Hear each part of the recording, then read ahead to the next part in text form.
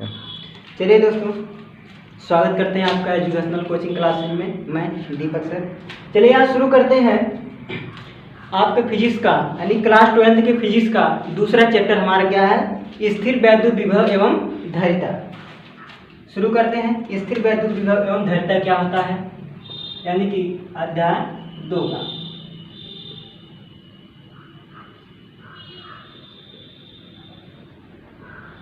अध्याय 2 आपके भौतिक विज्ञान का दूसरा चैप्टर है। क्या है? स्थिर वैद्युत विभव एवं धारिता। ठीक है दोस्तों, क्या है? स्थिर वैद्युत विभव एवं धारिता। देखिए दोस्तों, इस सेंटेंस में, इस वाक्य में हमारा कितने शब्द हैं? स्थिर वैद्युत विभव और क्या है? धारिता। पहले हम जान लेते हैं कि स्थिर वैद्युत क्या होता है। ठीक है, तो हम जान लेते हैं स्थिर वैद्युत क्या होता है।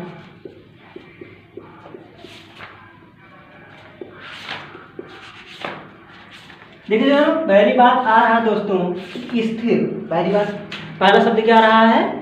स्थिर आ रहा है। स्थिर का मतलब होता है रुका हुआ। स्थिर का मतलब क्या होता है? रुका हुआ।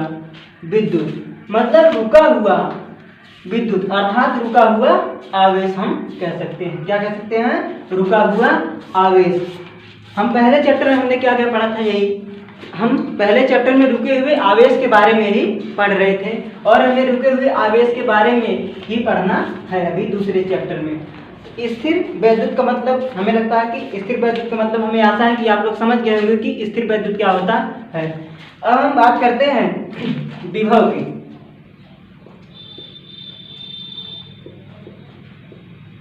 आपका स्थिर वैद्युत तो हो गया।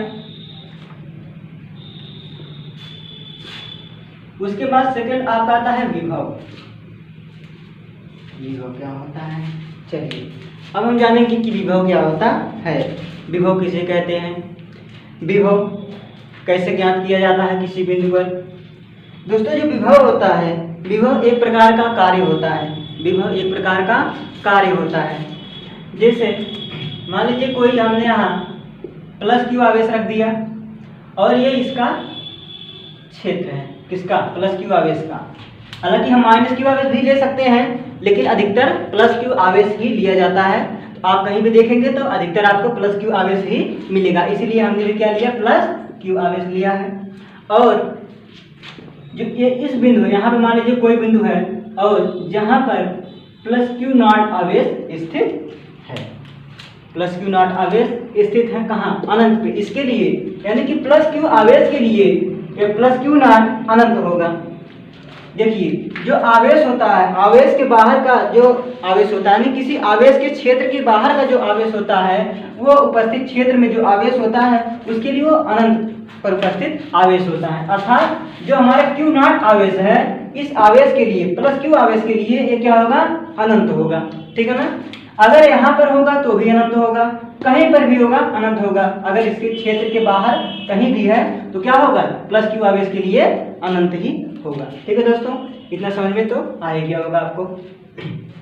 चलिए, तो इस क्यू नॉट आवेश को चाहे हम इस रास्ते से लाएं, चाहे ऐसे ऐसे करके लाएं, चाहे सीधा लाएं, या ऐसे ऐसे ऐसे करके लाएं, चाहे जिस रास्ते से भी लाएं, रास्ते पर कोई निर्भर नहीं कर रहा है, रास्ते पर निर्भर नहीं करता, चाहे जिस रास्ते पर से हम लाएं, लेकिन क्यू नॉट आवेश को इस आवेश यानी प्लस क्यू आवेश के क्षेत्र में कोई बिंदु P मान लेते हैं हम।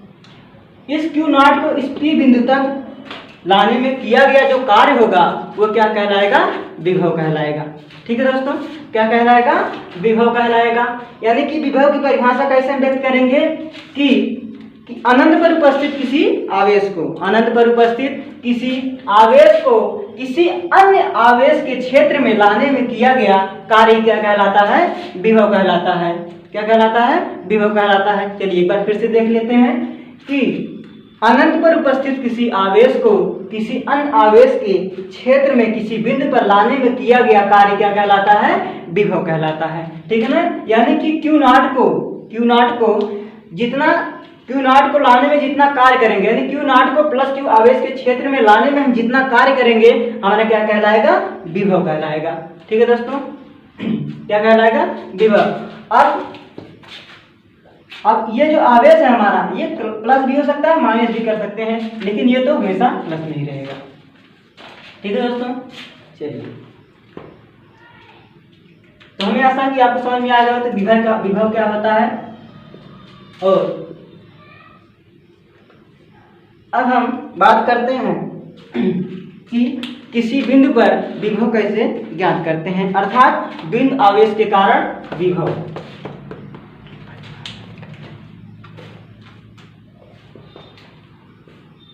क्या है? बिंदु आवेश के कारण विभव। तो विभव, हमें आशा है आप लोग को विभव समझ में आ गया होगा।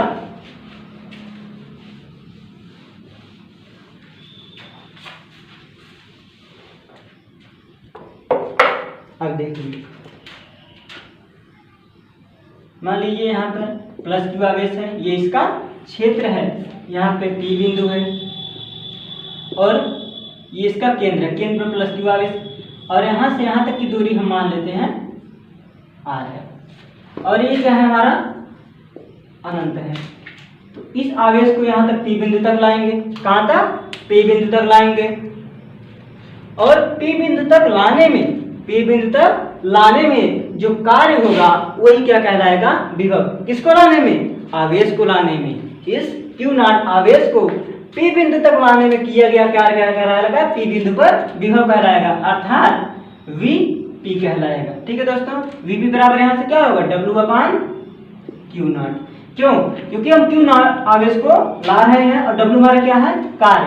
यानी कि जो हमारा P बिंदु पर है, P बिंदु पर ये विभव है, इसीलिए हमने Vp लिखा है। हमने P बिंदु यहाँ Vp क्यों लिखा है? हालांकि V बराबर विभव होता है ना, माना क्या होता है? V होता है, लेकिन हमने P इसलिए लगाया है क्योंकि हम P बिंदु पर विभव हम ज्ञात कर रहे हैं। ठीक है ना। चलिए, इसके चित्र के अनुसार हम ज्ञात करते हैं किसी बिंदु पर विभव।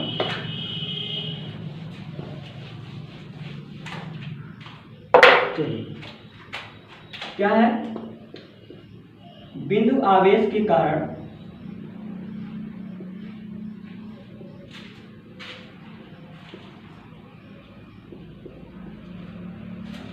विभव। ठीक है दोस्तों, बिंदु आवेश के कारण विभव,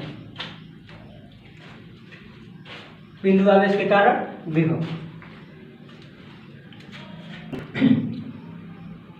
अब हम चित्र थोड़ा सा बना लेते हैं। बिंदु आवेश के कारण विभव हम ज्ञात करने जा रहे हैं, तो पहले चित्र बना लीजिए। मान लीजिए बिंदु O है जिस पर प्लस Q आवेश उपस्थित है, और यहाँ पे हमने मान लिया कोई बिंदु P है जहाँ पे हमने विभव ज्ञात करना है, और यहाँ ये हमारा बिंदु P है जहाँ पे Q नॉट उपस्थित है, और ये है। अच्छा दोस्तों, आप सोच रहे होंगे कि यहाँ F कहाँ से आ गया? F क्या है?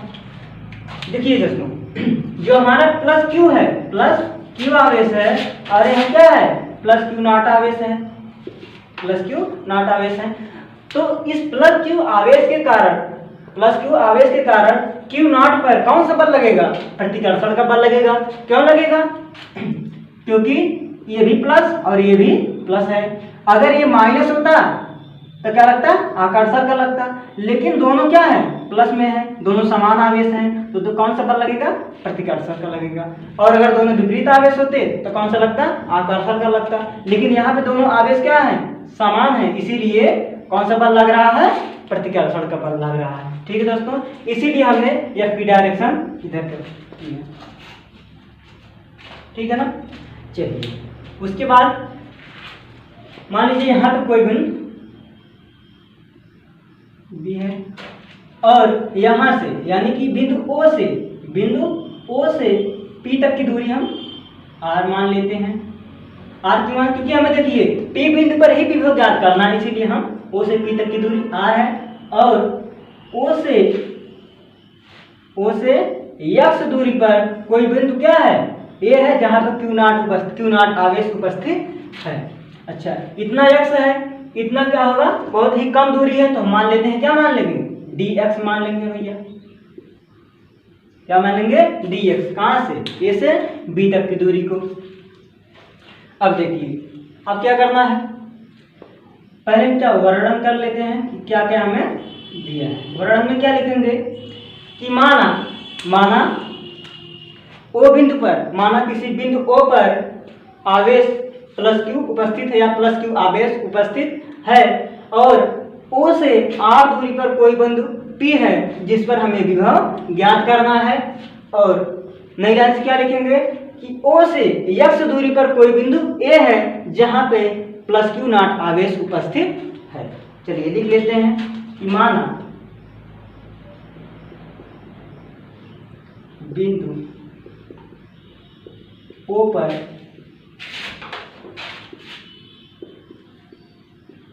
कोई आवेश प्लस क्यू उपस्थित है।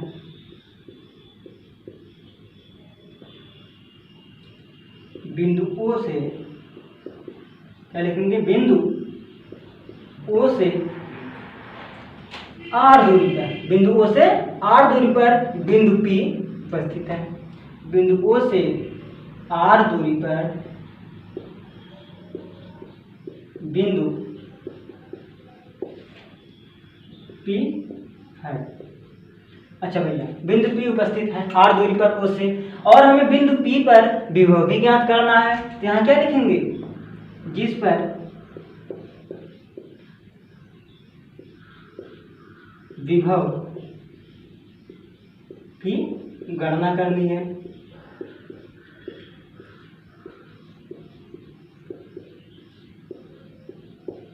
ठीक है दोस्तों, और क्या लिखेंगे, तथा बिंदु ओ से x दूरी पर बिंदु ए उपस्थित है जहां पर क्यू नॉट है। बिंदु ओ से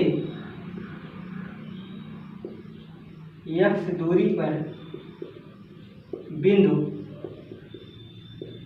ए पर प्लस क्यू नॉट आवेश है। ठीक है दोस्तों, इतना वर्णन हो गया, जितना हमें दिया इतना वर्णन हो गया। अब क्या करेंगे, अब हम व्यंजक प्राप्त करेंगे। क्या प्राप्त करेंगे, व्यंजक। अच्छा दोस्तों, व्यंजक प्राप्त करेंगे, हमें क्या करना है, हमें विभव ज्ञात करना है ना, यानी पी बिंदु पर हमें क्या ज्ञात करना है, विभव ज्ञात करना है। और विभव का सूत्र क्या होता है, विभव v बराबर क्या होता है, W अपान क्यू नॉट होता है भैया, W अपान क्यू नॉट। ये विभव है, ये क्या है, W क्या है, कार्य है, क्यू नॉट क्या है, अनंत पर उपस्थित आवेश है। ठीक है दोस्तों, क्यू नॉट है और ये क्या है, कार्य है, ये क्या हमारा विभव है, यानी v बराबर क्या होता है, W अपान क्यू नॉट। चलिए, और W बराबर क्या होगा, F into D F, sorry dx नहीं होगा, v बराबर क्या है, W अपान क्यू नॉट। अब क्या करेंगे, पहले हमें इतना ज्ञात करना है, टी बिंदु पर विभव ज्ञात करना है। तो पहले हम क्या ज्ञात करेंगे, पहले एक आवेश से दूसरे आवेश पर लगने वाला बल हम ज्ञात करेंगे। क्यों भैया, क्योंकि जब हम कार्य ज्ञात करेंगे तो कार्य ज्ञात करने के लिए हमें बल की आवश्यकता होगी। तो क्या करेंगे, पहले हम बल ज्ञात करेंगे। बल कैसे ज्ञात करेंगे, यानी प्लस क्यू आवेश के कारण क्यू नॉट, आवेश क्यू नॉट पर लगने वाला बल। ठीक है दोस्तों, यानी प्लस क्यू आवेश के कारण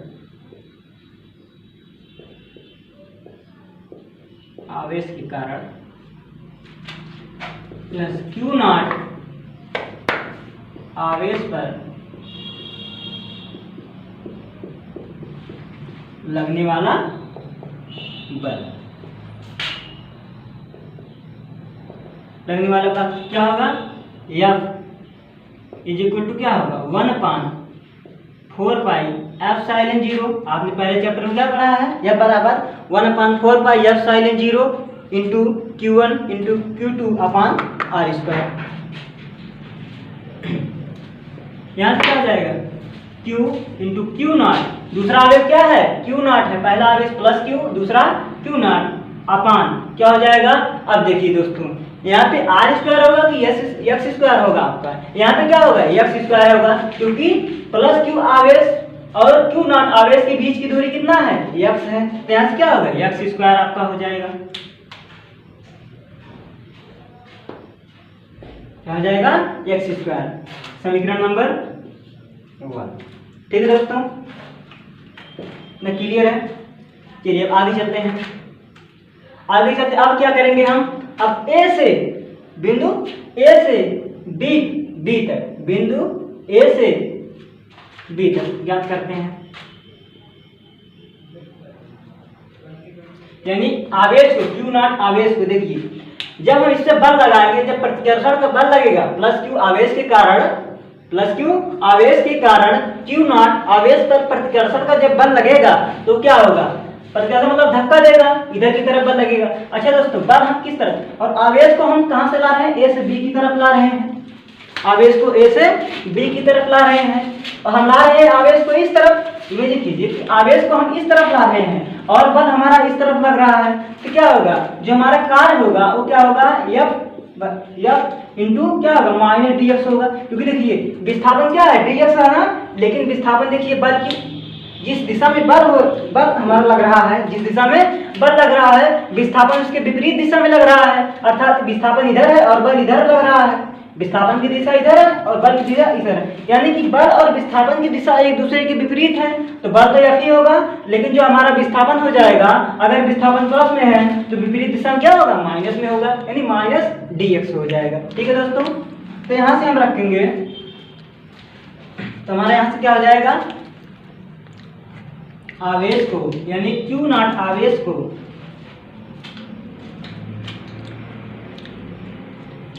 प्लस Q नॉट आवेश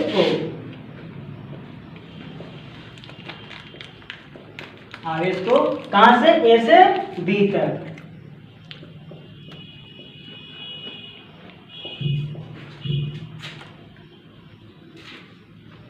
लाने में किया गया कार्य।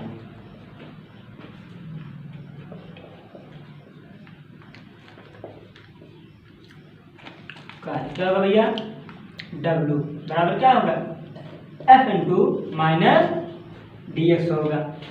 माइनस dx हमने क्यों लगाया, क्योंकि बल की विपरीत दिशा में है विस्थापन, अरे कार्य बराबर क्या होता है, बल गुणे बल की दिशा में विस्थापन, लेकिन यहाँ से बल की विपरीत दिशा में, बल के विपरीत दिशा में तो क्या लगेगा, माइनस लगेगा, विस्थापन बल की विपरीत दिशा में है तो विस्थापन के आगे माइनस लगेगा। चलिए आगे चलते हैं। अब देखिए दोस्तों, F डॉट dx, अब क्या करेंगे, W बराबर F इंटू माइनस dx, अब F का मान हम यहाँ पर रखेंगे, यानी समीकरण 1 से यह बराबर क्या है, 1/4 pi epsilon 0 Q into Q naught upon x square. चलिए F का मान रख देते हैं, W is equal to, F का मान कितना है 1/4 pi epsilon 0 Q into Q naught upon x square into क्या है माइनस dx, माइनस dx। ठीक है दोस्तों, चलिए आगे चलते हैं। W is equal to, minus को इधर कर लीजिए, यहां से हो जाएगा माइनस, अच्छा ये दोस्तों इसको समीकरण नंबर 2 मान लीजिए। ठीक है, अब क्या करेंगे, अच्छा ये तो A से B तक हो गया, A से B तक कार्य हो गया, अब क्या करेंगे, हमें चाहिए कहां तक, P तक चाहिए भैया, क्यों, क्योंकि P बिंदु पर हमें विभव लेना है, तो हमें P बिंदु तक कार्य चाहिए, तो क्या करेंगे, A से P तक लाने में किया गया कार्य प्लस Q नॉट आवेश को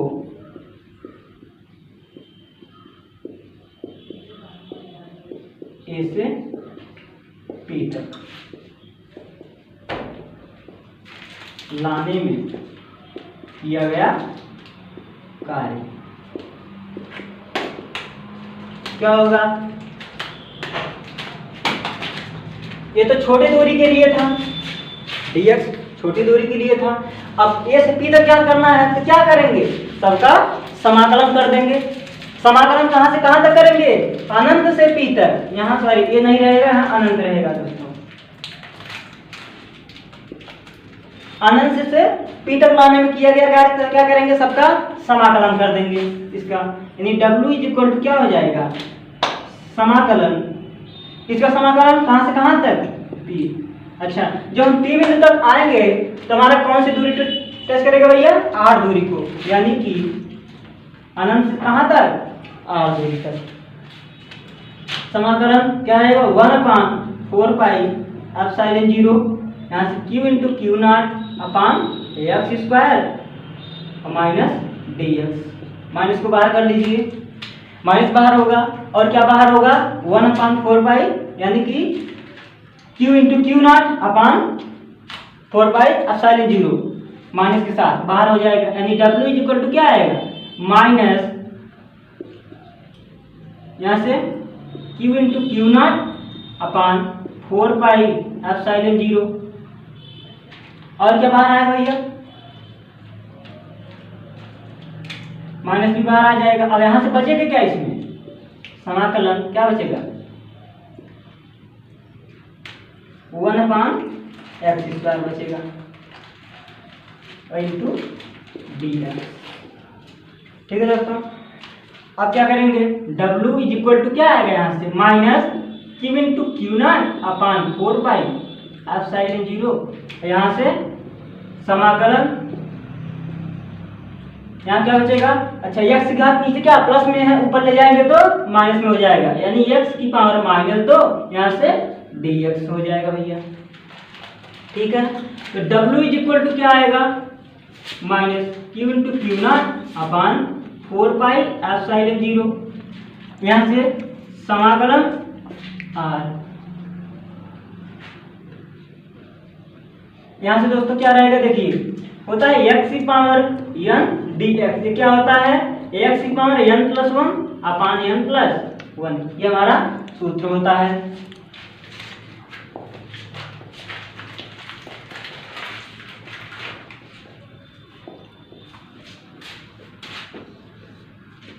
तो यहाँ से क्या हो जाएगा, x की पावर -2 प्लस 1 अपान -2 प्लस 1 हो जाएगा।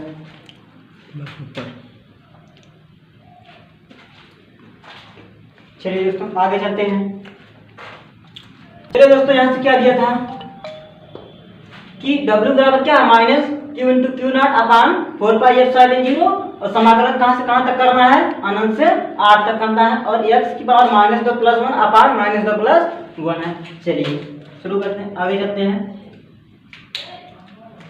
w इज इक्वल टू क्या आएगा, minus q into Q not upon 4 pi epsilon 0, समाकलन, यहाँ से दोस्तों क्या बचेगा, x पावर -2 प्लस 1, यानी कि x की पावर क्या आएगा, -1 अपान यहाँ पे जाएगा -1, और माइनस को बाहर ले देंगे तो ये क्या हो जाएगा, माइनस माइनस प्लस हो जाएगा। यानी w इज इक्वल टू क्या आएगा, q into Q not upon 4 pi epsilon 0, समाकलन, यहाँ से क्या बचेगा, x पावर -1, अच्छा x की पावर -1 है, इसको लिख सकते हैं 1 अपान x की पावर 1, x 1 अपान x हो जाएगा आपका, x की पावर -1 है तो इसको लिख सकते हैं 1 अपान x। ठीक है दोस्तों, तो यहाँ से हो जाएगा 1 अपान, या ऐसे कर दीजिए, यहाँ से क्या हो जाएगा 1 अपान x की पावर प्लस 1 हो जाएगा, नीचे आएगा तो। अब दोस्तों क्या हो जाएगा, w इज इक्वल टू क्या हो जाएगा, यहाँ से q into Q not upon 4 pi epsilon 0, और क्या हो जाएगा, लिमिट लगा देंगे। ठीक है दोस्तों, लिमिट कहाँ से कहाँ लगा, अनंत से r तक, तो यहाँ से आपका हो जाएगा 1 अपान x, और यहाँ से अपर लिमिट क्या है, r है, लोअर लिमिट क्या है, अनंत है।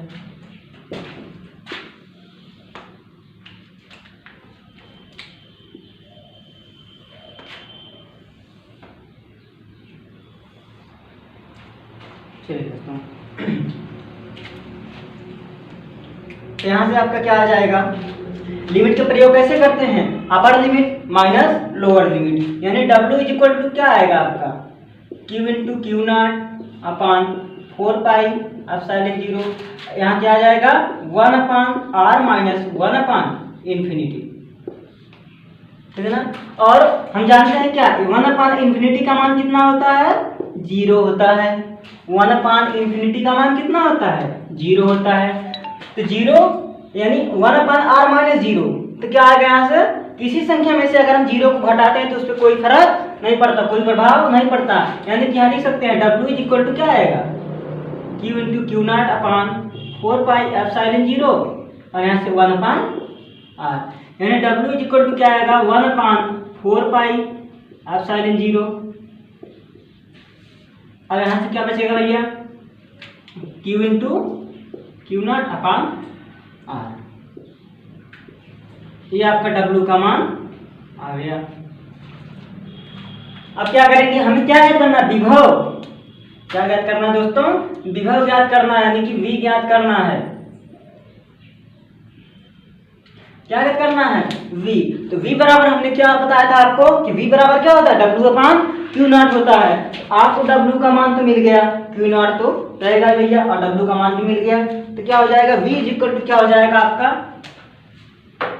V is equal to W का मान पहले ऊपर रखेंगे तो क्या हो जाएगा 1 अपान 4 पाई epsilon 0 Q into Q not upon R, और क्या होता है V बराबर क्या, W अपान क्यू नॉट, यानी बटन में क्या हो जाएगा भैया, क्यू नॉट हो जाएगा, क्यू नॉट से क्यू नॉट कैंसिल हो जाएगा, तो आपका V बराबर क्या बचेगा,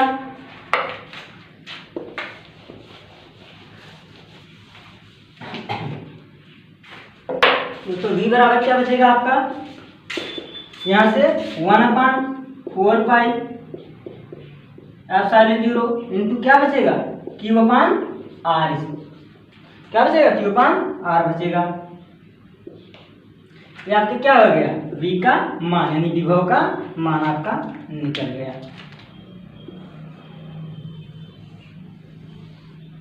ये आपका यहीं पे खत्म, ठीक है दोस्तों, विभव का मान आपका निकल गया, यानी P बिंदु पर विभव का मान निकल गया आपका।